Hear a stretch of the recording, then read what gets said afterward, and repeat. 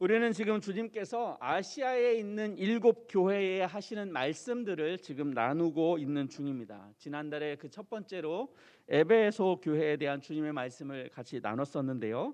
그 말씀을 우리가 잠깐 보고 넘어가도록 하겠습니다. 요한계시록 2장 2절과 3절 말씀에 이렇게 기록하고 있습니다. 내가 네 행위가 수고와 내 인내를 알고 또 악한 자들을 용납하지 아니한 것과 자칭 사도라 하되 아닌 자들을 시험하여 그의 거짓된 것을 네가 드러낸 것과 또 네가 참고 내 이름을 위하여 견디고 게으르지 아니한 것을 아노라. 주님께서 에베소 교회에 하셨던 말씀이죠. 이 말씀을 보면 에베소 교회가 굉장히 칭찬받을 만한 내용이 많다라는 것을 보실 수 있습니다. 기본적으로 에베소 교회, 그 당시 에베소 교회는 여러 모양으로 참 좋은 교회였습니다. 특히 에베소 교회는 주변에 많은 교회들에게 선한 영향력을 미칠 정도로 큰 교회였습니다. 규모도 컸고 사람들이 많이 모이는 곳이기도 했고, 에베소라는 지역 자체가 넓은 지역이기도 했지만 더불어 에베소 교회도 굉장히 큰 교회였습니다. 그리고 소문이 나 있었던 교회였죠. 에베소 교회의 행위와 수고는 아름다운 것이었습니다. 악한 자들을 용납하지 않는 것을 보면 굉장히 교회가 분별력이 있었던 교회라고 생각이 됩니다.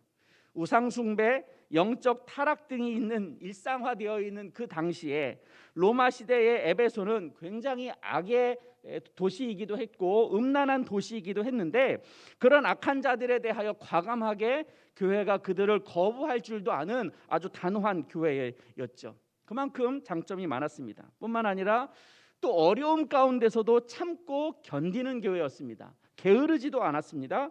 교회가 어려움이 있어도 견딜 줄 알았습니다.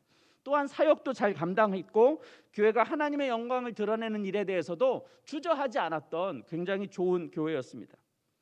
요즘 말로 표현해 본다면 에베소 교회는 소위 대형 교회라는 말로 붙여도 별반 다르지 않을 정도로 큰 규모의 교회였습니다.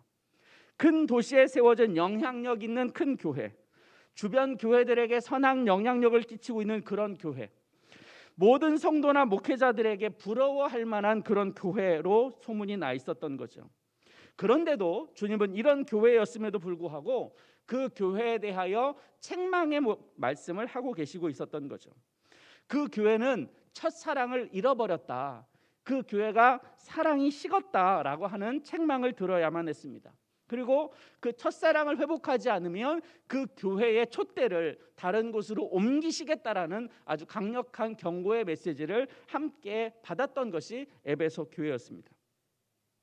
이런 외형적으로 훌륭하고 큰 교회, 선한 영향력을 미치는 그런 교회가 에베소 교회였다면, 오늘 우리가 만나게 되는 서머나 교회는 에베소 교회하고는 전혀 다른 모양의 모습을 띠고 있는 교회입니다.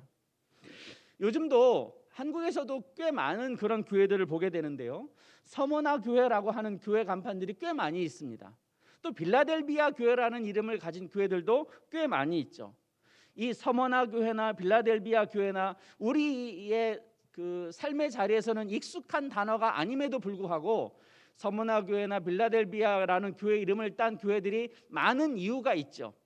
왜냐하면 이 아시아 7교회, 계시록에 기록되어 있는 이 7교회 가운데 서머나 교회와 또 빌라델비아 교회만이 주님으로부터 책망을 받지 않고 칭찬만 들었던 그런 교회였기 때문에 그 교회를 기억하고, 우리 교회가 그런 교회가 되었으면 좋겠다, 주님으로부터 인정받고 칭찬받는 교회였으면 좋겠다, 아마도 그런 기대와 소망이 있기 때문에 서머나 교회라는 이름을 붙이기도 하고 또 빌라델비아 교회라는 이름을 붙이기도 합니다. 아마도 그런 기대와 소망이 있기 때문에 그런 이름을 붙이는 거겠죠.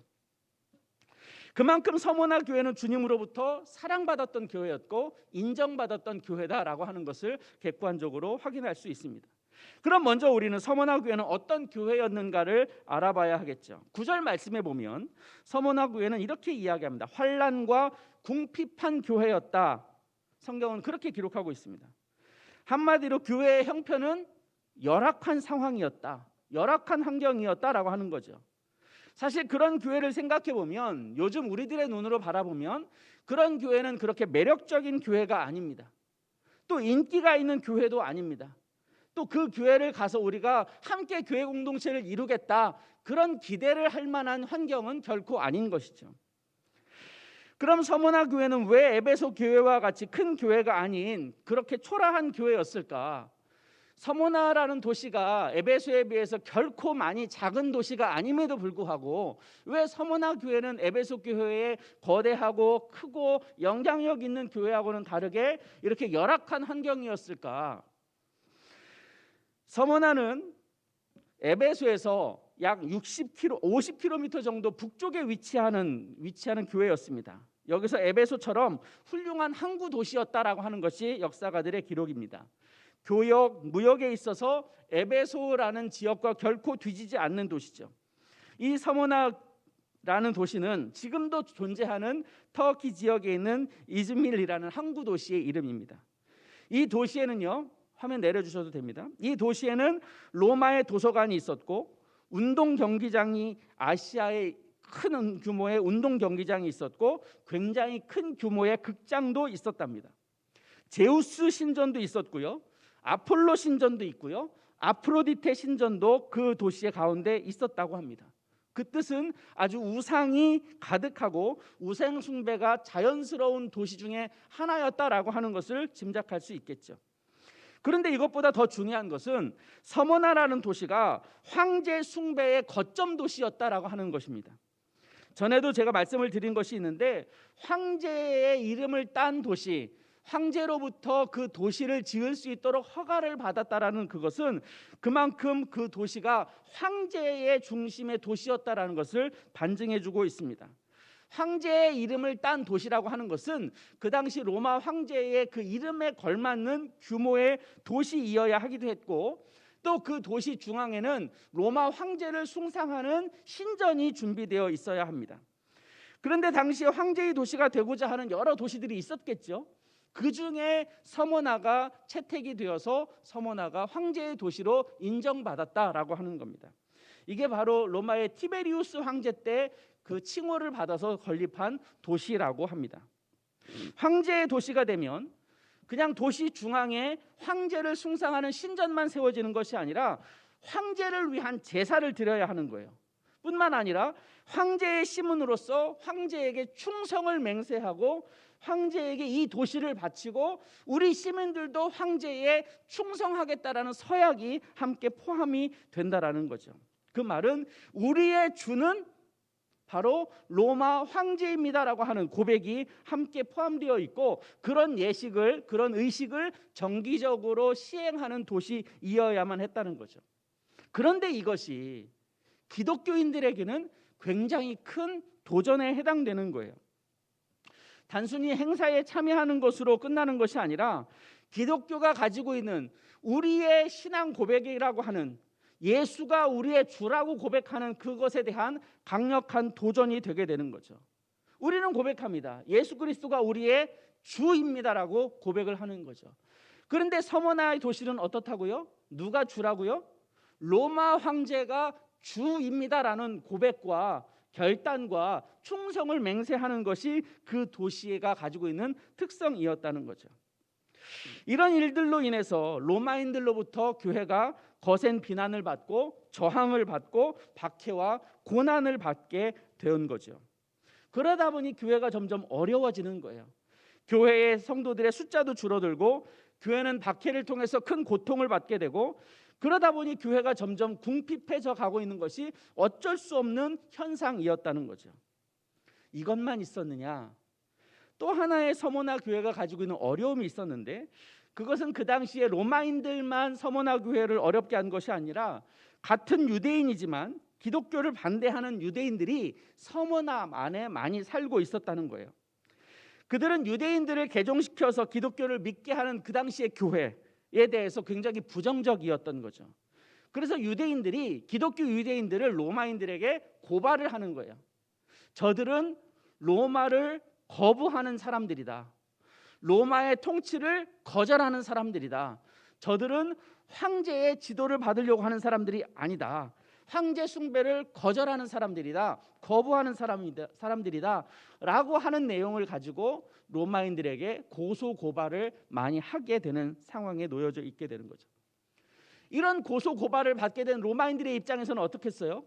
그렇지 않아도 교회가 마음에 안 들고 또 더군다나 서모나라는 도시 속에서 기독교인들이 눈의 가시처럼 여기고 있는데 같은 유대인들이 그들을 고발하고 고소하고 그러니까 아주 그냥 좋은 거죠.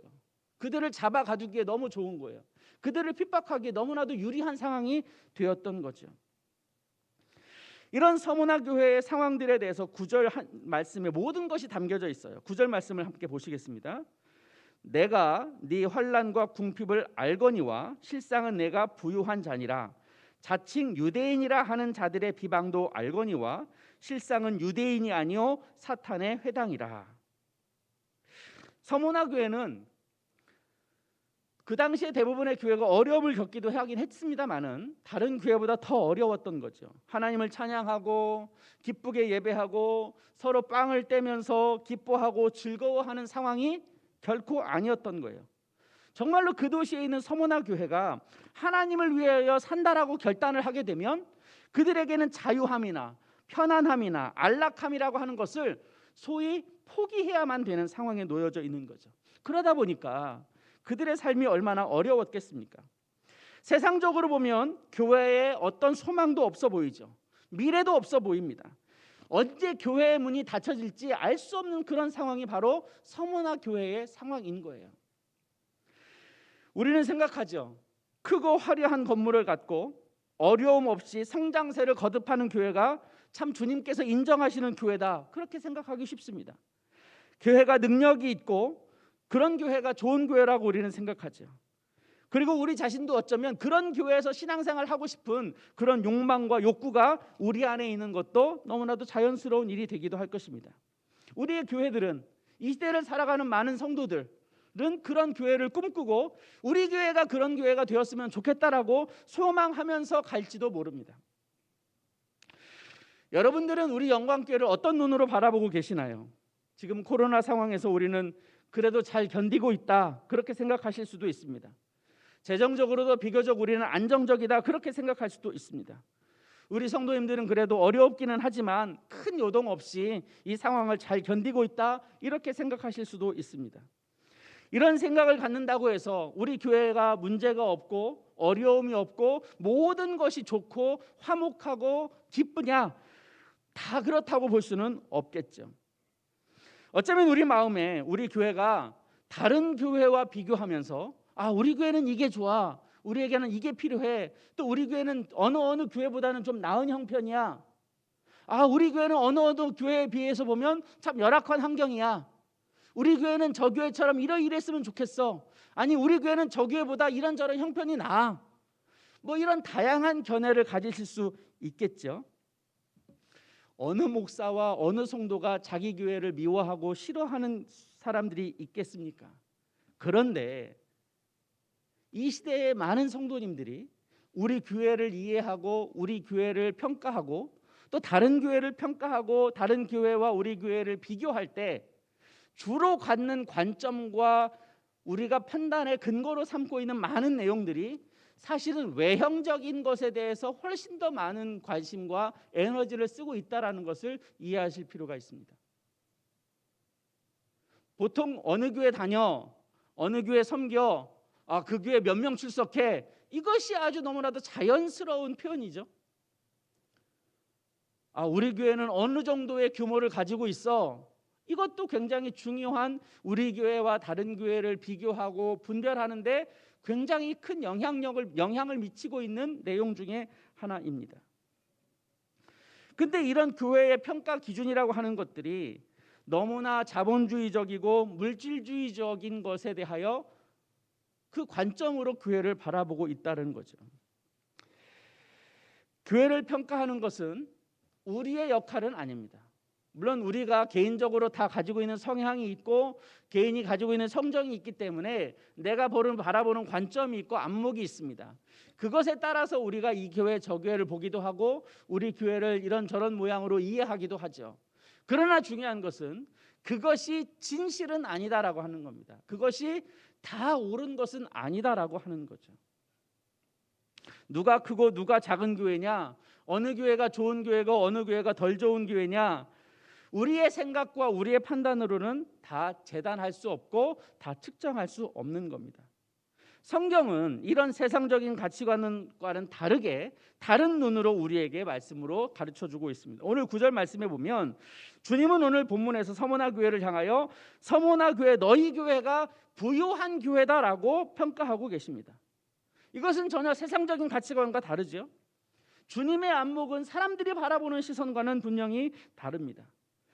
서머나 교회는 환난과 궁핍으로 인해서 어려움을 겪고 있습니다마는 주님이 보실 때에는 교회가 환난과 궁핍을 겪음으로 인하여 그럼에도 불구하고 그럴수록 더 하나님을 신뢰하고 하나님의 교회를 붙들고 있고 그럴수록 주님을 의지하고 있다라는 것이 주님의 안목인 거죠. 저는 말씀을 준비하면서 이런 생각을 해봤습니다. 저나 여러분이나 다 동일한 그리스도인이기 때문에 우리의 삶에 어려움이 생기면 우리는 주님 앞에 기도를 하죠. 또 그 문제를 해결해 달라고 간절한 마음으로 주님 앞에 기도도 합니다.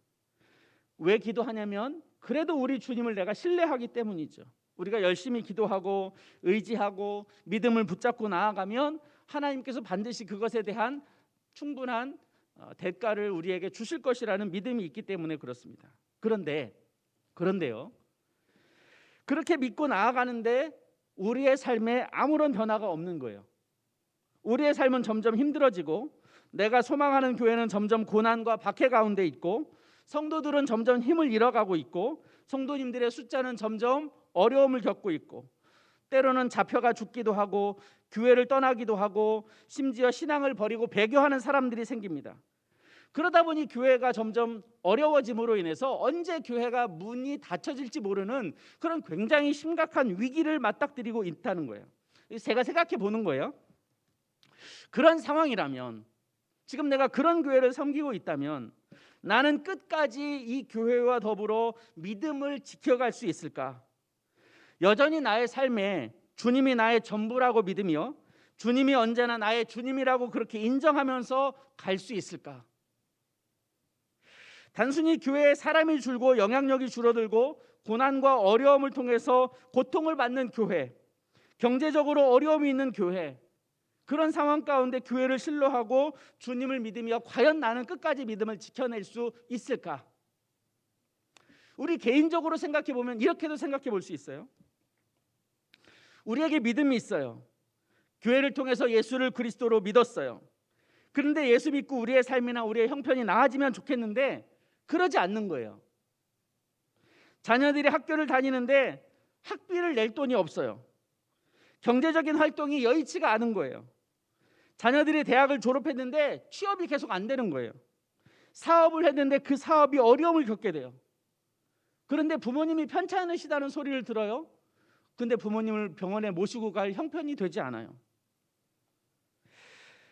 예수를 믿었는데 지금 나의 삶의 환경은 여전히 어려움 가운데 있어요. 고통 가운데 있어요. 문제가 풀어지지 않아요. 그럴 때 나의 삶이 그런 상황이라 할지라도 우리 예수님이 나의 주님이라고 고백할 수 있을까? 정말로 내 믿음을 하나님 앞에 견고하게 지켜갈 수 있을까? 여러분들은 어떠세요?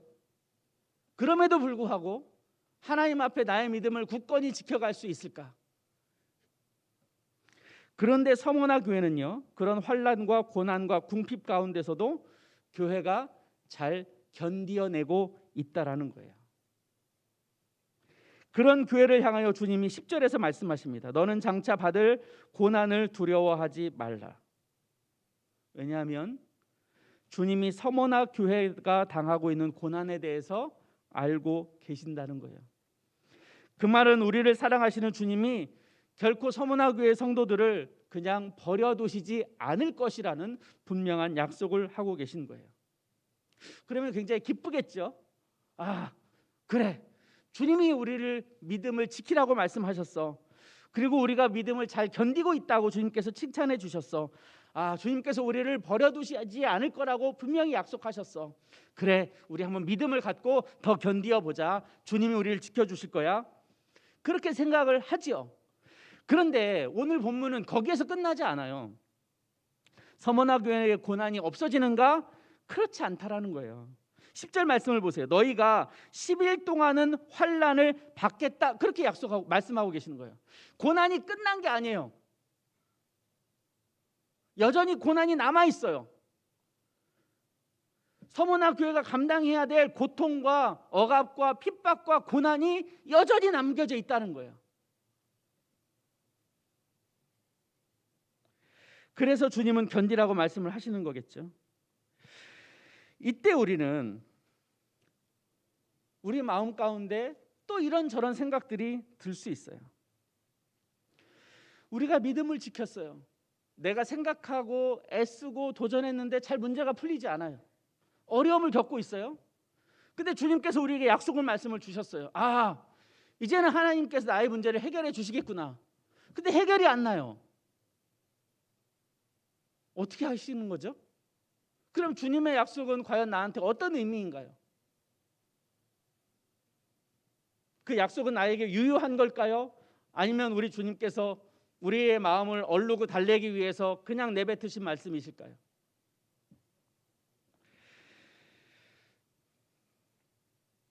우리의 삶에서 아마 여러분들도 다 그런 경험이 있으실 텐데, 우리의 삶을 살아가고 믿음을 견지해가면서 살아간다고 할 때, 아, 이쯤이면 하나님께서 우리의 문제를 해결해 주실 것 같은 그런 마음이 들 때가 있죠.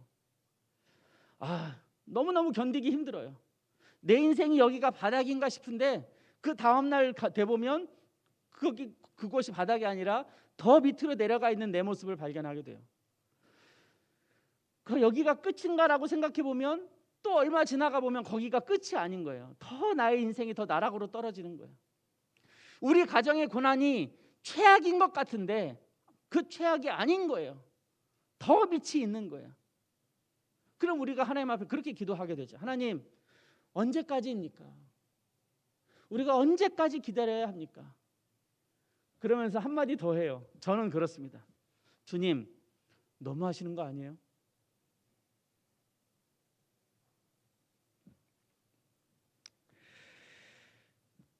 하나님은 언제나 우리의 생각대로 움직이시지 않습니다.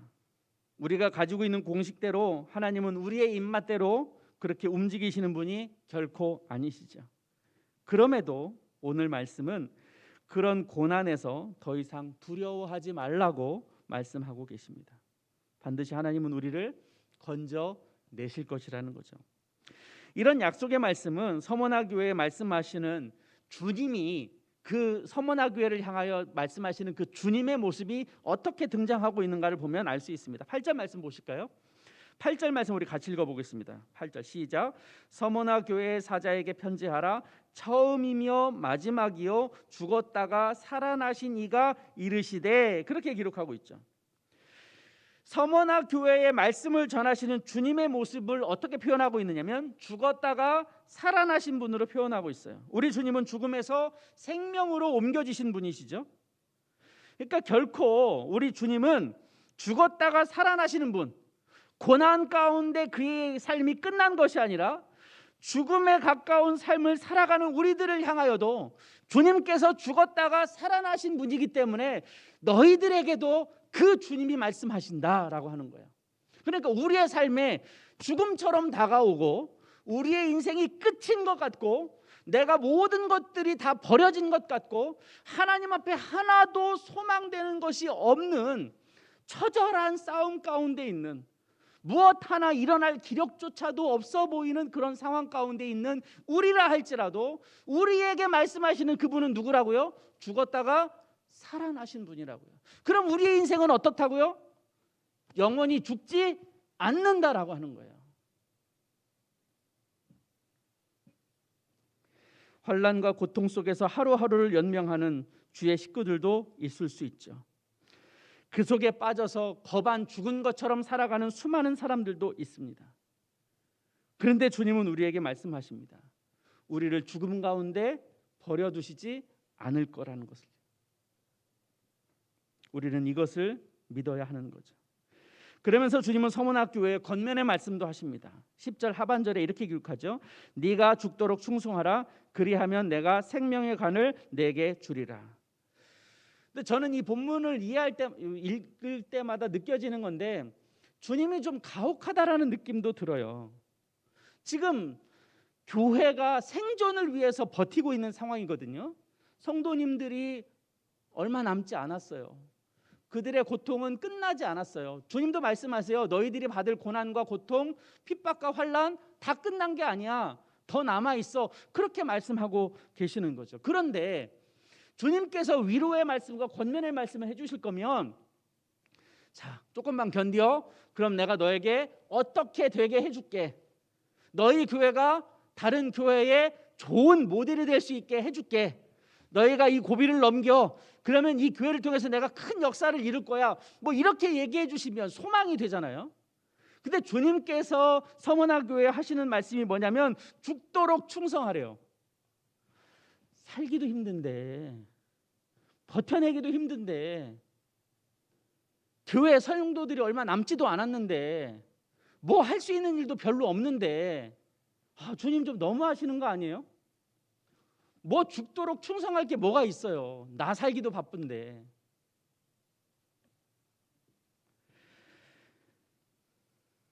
그런데 이 말씀을 본문의 말씀의 구절 전체의 내용으로 생각해 보면 원문은 그렇게 되어 있습니다. 죽도록 충성하라. 이것과 연결되어 있는 그 문구가 어디랑 연결되느냐면 그 구절이 두려워하지 말라라는 것과 연결되어 있어요. 그러니까 그 말의 뜻은 두려움 가운데 빠지지 않도록 너희의 마음을 견고하게 지키기 위해서 너희들이 해야 할 일이 있는데, 그것은 너희가 교회를 통해서 하나님 앞에 충성된 삶을 살아라라고 하는 거예요. 하나님 앞에 우리의 마음이 정해져 있지 않으면 우리의 마음이 두려움 가운데 빠질 거라는 것을 주님께서 너무 잘 알고 계시는 거예요. 우리의 상황과 우리의 형편을 들여다놓고 보면 숨을 쉴 수가 없어요. 절망, 두려움, 염려, 걱정, 그것이 우리의 감정과 우리의 현실을 다 우리를 덮어버려서 우리가 살아나갈 힘과 담력을 얻어낼 수가 없어요. 그렇기 때문에 주님께서 우리에게 서머나 교회를 향하여 말씀하시는 그것은 너희가 내 앞에서 살아라라고 하는 거예요. 너희의 마음과 너희의 초점이 다른 곳에 두지 말고 너희의 문제, 고난, 핍박, 환경, 절망 그런 데 마음을 쏟지 말고 나에게 마음을 쏟고 하나님 앞에서 그리스도와 더불어 충성된 삶을 살아가라라고 하는 거예요. 그럴 때 우리의 두려움이 떠나가게 되는 거고 우리의 염려를 이겨낼 수 있는 거고 하나님 앞에서 우리의 삶을 잘 붙들고 갈 수 있는 통로가 되기 때문에 주님께서 그렇게 말씀한다고 저는 믿습니다. 두려움에 빠져서 옴짝달싹 못하는 상황에 놓여 있는 것은 우리에게 유익한 것이 없습니다.